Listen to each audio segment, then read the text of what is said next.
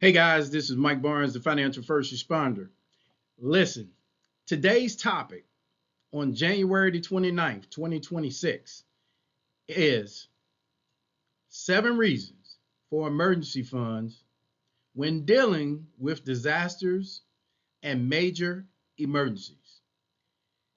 If you're not currently subscribed to the channel, somewhere up here, click the subscribe button, click all notifications. Learn the information that I'm about to go through so that you do not have an emergency during a natural or man-made disaster or a major emergency. Look, we know that the government could possibly shut down tomorrow, and for some of you, that's going to be a major emergency or a financial disaster. I want you to be prepared in the future. Until we talk again, let's get started. This is Mike Barnes, the financial first responder. Hey, so this first topic is an immediate need for cash or access to cash. A lot of times during these emergencies, these major disasters, a lot of times the ATMs don't work, the banks are closed, and to be perfectly honest, most digital systems may be unavailable during the disaster. That's why having some cash on hand, some stuff in the piggy bank, some stuff in the jar, some stuff in the safe can keep you during this difficult time. You see, a lot of you will say, well, Mike, I don't have an emergency fund, but I got a credit card. And I would say, hey, to you, sometimes there's some people that won't even accept credit cards during a natural disaster. They would prefer to have cash because they can barter with that particular asset class. It's liquid. So with that said, let's move on. So remember, we talked about you need this cash in that emergency fund. Why? Why do you need it? Well, what if you got to evacuate? What if you got to shelter somewhere where it costs you money? In other words, you can't escape to a relative or a friend's house. You actually got to leave the area. It's going to cover hotel costs. It might even cover some form of transportation because maybe your transportation is down because it was a hurricane or a storm. You got flooded out vehicles. Maybe you had to pay somebody for a ride. It's going to help with food. It's going to help with that temporary housing. I need you to start thinking about if something were to happen that is catastrophic in a major emergency or a natural disaster, am I prepared? We're going to move on from this topic, but I want you to think about 3 to 6 months set aside that's liquid that you can get your hands on. Maybe it's in the piggy bank. Maybe it's in the safe. Maybe it's under the mattress. Maybe it's in the bank. Understand, all of those have risk with it. If it's in the piggy bank, somebody can steal it. If it's in the safe, you got to remember the combination. And if it's in the bank, you better hope that the bank is open and the ATM works. Remember, we just talked about that. Have a little bit spread out. Plan strategically.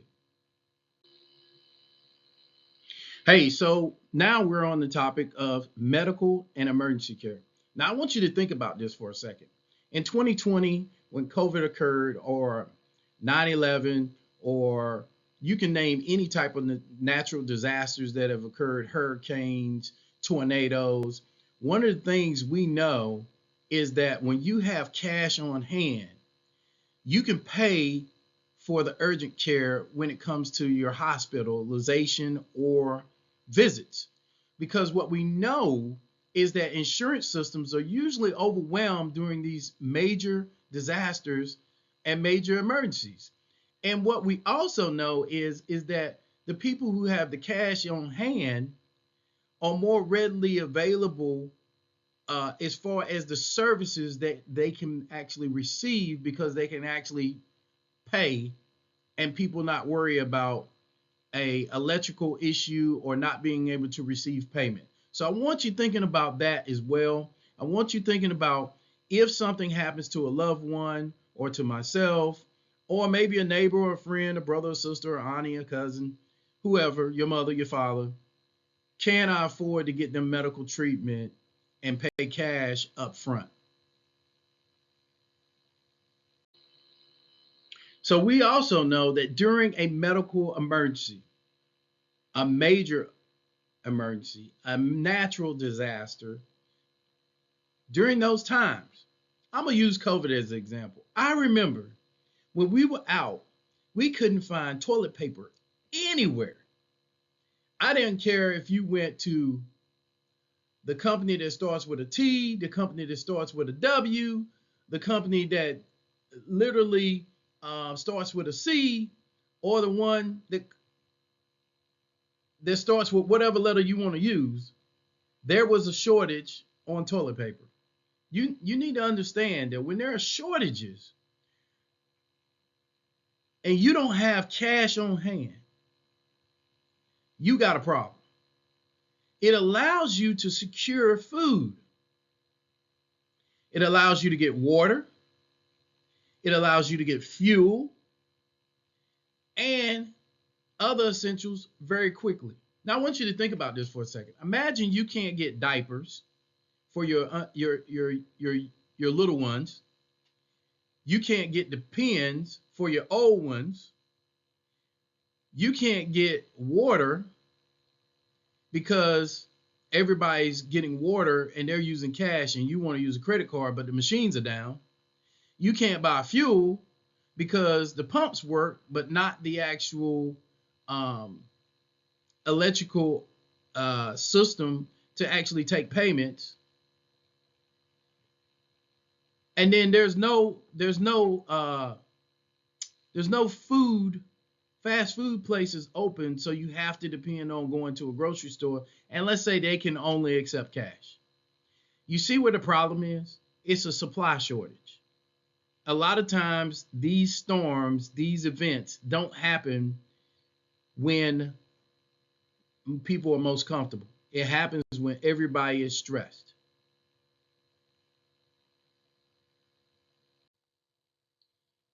Income disruption. We talked about the government shutdown. Think about how many people are actually affected by possible government shutdown. What an emergency fund will do, it will keep your family stable when your work is interrupted or it stops. You know, some people are like, well, I work for the federal government. They always pay their bills.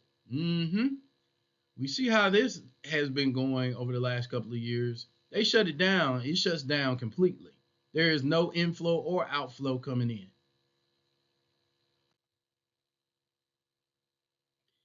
You want to avoid your panic debt. Now, what do I mean by panic debt? A lot of you have a credit card or two or three or four, maybe 10 or more, and you will use that in lieu of cash. So you want to have the emergency fund because it's going to prevent you from being reliant on your credit cards. And obviously, payday loans will kick in for those people that don't have access to decent or proper credit. You have predatory lenders that will take advantage of elderly people or young people who own homes or other things because they can, because you don't have an emergency fund. So I want you thinking about all of the ways that you could be affected off of debt if you don't have an emergency fund. Now that sounds kind of crazy to you, but it happens. It's going to allow you to have that family and dependent protection. Now, what do I mean by that? Some of you have your children, you have elders that you're responsible for, you have dependents, maybe they're in college or maybe they're just starting out and not a lot of money, that if they were hit with an emergency, how many of us know that if someone we love is hit with an emergency, they tend to come back to people that may be able to help them out. So I want you thinking about that for a second. That is one of the reasons why you plan accordingly, right? I was reading in the Bible today, and one of the things that it talked about in Proverbs, it talked about Proverbs 10, 4. It says, he who has a slack hand becomes poor. And in 5, it says, but the hand of the diligent makes rich. You have to prepare in good and bad times. Having that emergency fund is what you have to do. You have to have something set aside for your expenses. Now, if you like what I said today, or if it made sense, you know, in the time that we were talking, but you don't have an emergency fund, I need you to scan that code on the side, that QR code, or go to my website, www.truenorthadvisoryllc.com. Let's sit down, let's do a virtual appointment, and let's see how I can help you. Look, this is Mike Barnes, a financial first responder. Please like and subscribe my channel, and I look forward to talking to you in the future. And I hope you have a great day, and I'll see you on the beaches of the world, especially if the government shuts down.